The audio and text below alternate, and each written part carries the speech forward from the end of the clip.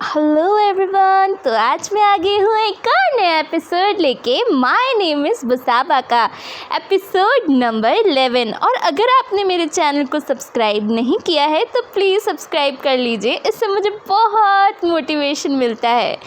Episode की starting होती है, बुसाबा बहुत ज़्यादा टेंशन में होती है कि वो ये कंपटीशन जीतेगी कि नहीं, क्योंकि जजेस कह देते हैं कुछ तो मिसिंग लग रहा था उसकी डिश के अंदर। फिर उसके बाद सब लोग टेंशन में आ जाते हैं कि अब जजेस क्या बोलने वाले हैं। उसके घर वाले बहुत ज़्यादा टेंशन में होते हैं, बुसाबा तुम जीतोगे कि नहीं, बुसाबा बुसाबा बुसाबा।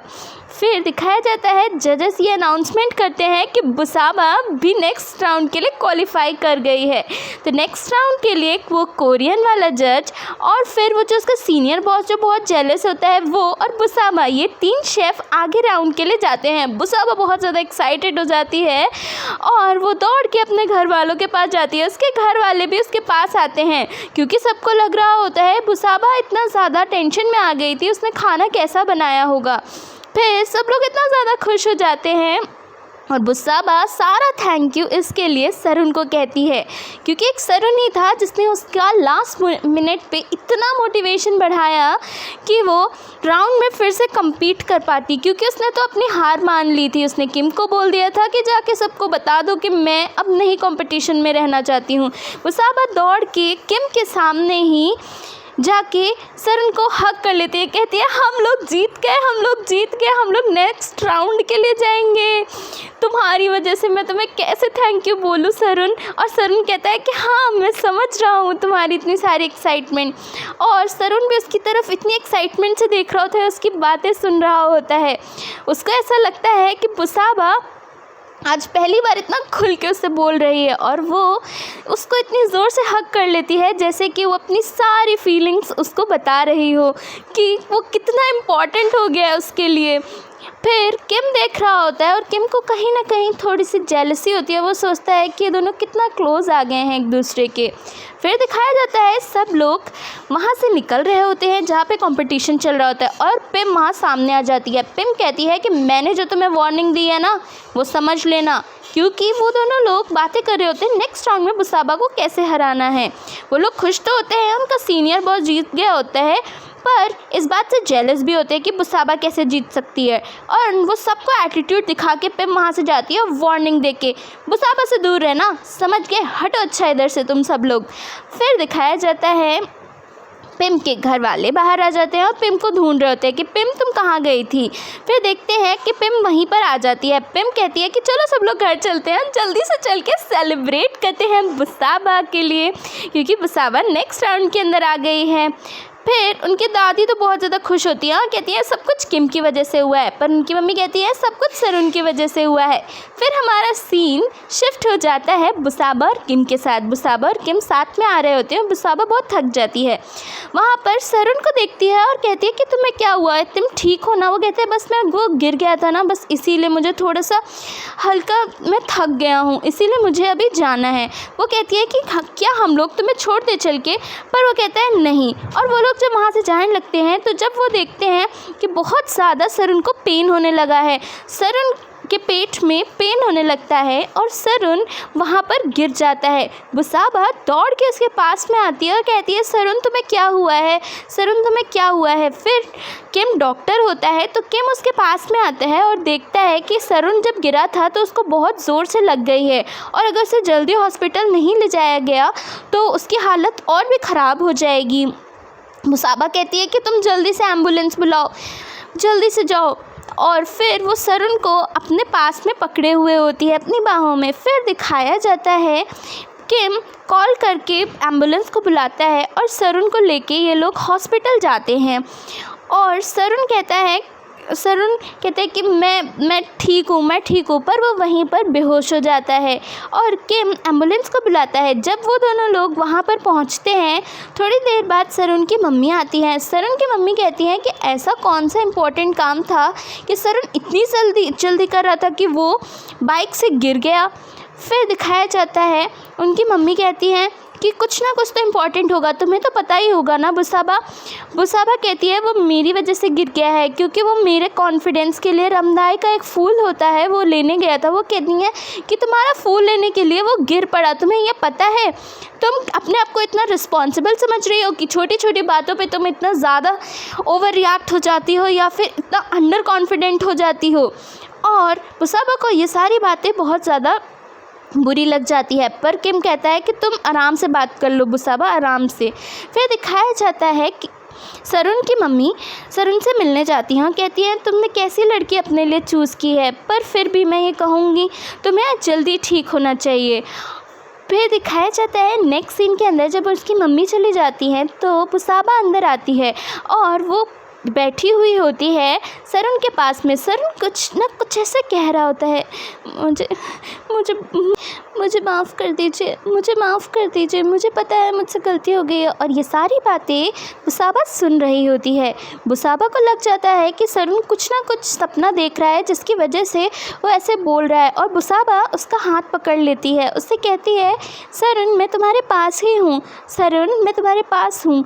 और फिर दिखाया जाता है सरुण उसको बहुत ज़ोर से पकड़ लेता है और कहता है मेरे पास ही रहो, मेरे पास ही रहो, मैं कह रहा हूँ मेरे पास ही रहो। सरुण को बिल्कुल भी होश नहीं होता है वो किसके साथ है और क्या बात कर रहा है। और बुसाबा उसकी ऐसी कंडीशन देख के कहीं ना कहीं खुद को बुरा मान रही होती है, पर उसे नहीं पता होता है कि सरुण के साथ पहले क्या हुआ था।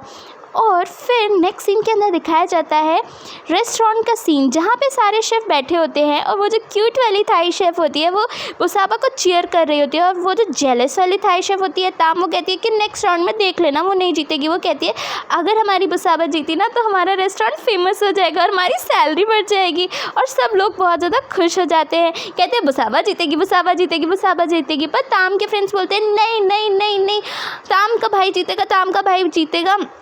वो जो जेलस वाला सीनियर शेफ़ होता है बॉस उसका, बुसाबा का। फिर नेक्स्ट सीन के अंदर दिखाया जाता है चेरन को पता चल जाता है कि सर उनकी तबीयत ख़राब है, क्योंकि ये न्यूज़ आ जाती है, क्योंकि वो बहुत बड़ा CEO होता है इसीलिए सारी न्यूज़ आ जाती है उसके पास। चेरन को लगता है कि वो भी इसी हॉस्पिटल में है। चेरन तो उस हॉस्पिटल में आती ही रहती होती है जैसे पहले वाले सीन्स में हमने देखा था। फिर दिखाया जाता है चेरन उससे मिलने के लिए उसके रूम के बाहर पहुंचती है और सोचती है आज वो सरुण से मिल के जाएगी, उसका हाल पूछ के जाएगी। चेरन बाहर जब होती है तो वो थोड़ा सा ऐसे घबरा रही होती है कि उसे अंदर जाना चाहिए कि नहीं। चेरन बहुत कुछ सोच रही होती है। चेरन को सारी बातें याद आने लगती हैं कि पहले वो कैसे साथ में रहती थी सरुण के। फिर दिखाया जाता है जब वो अंदर पहुंचती है तो सरुण को देख के कुछ बोल नहीं पाती है, और जब वो मुड़ती है तो वहाँ पे बुसाबा खड़ी होती है, तो वो समझ जाती है वही लड़की है जिसके बारे में सरुण की मम्मी ने उसको बताया था कि वो उसकी गर्लफ्रेंड है। वो कहती है कि कुछ नहीं, मैं से ही मिलने आई थी, पर सरुण सो रहा है तो मैं जा रही हूँ। पर वो जब जाने लगती है तो वहाँ पे सरुण की मम्मी आ जाती हैं। सरुण की मम्मी चेरन को देख के बहुत ज़्यादा गुस्सा हो जाती है। वो बोलती है कि तुम यहाँ पर क्यों आई हो, और उसका हाथ पकड़ के उसको बाहर ले जाती हैं। और फिर वो कहती हैं बुसाबा से तुम्हें बिल्कुल भी नहीं बताना है सरुण को कि कौन आया था।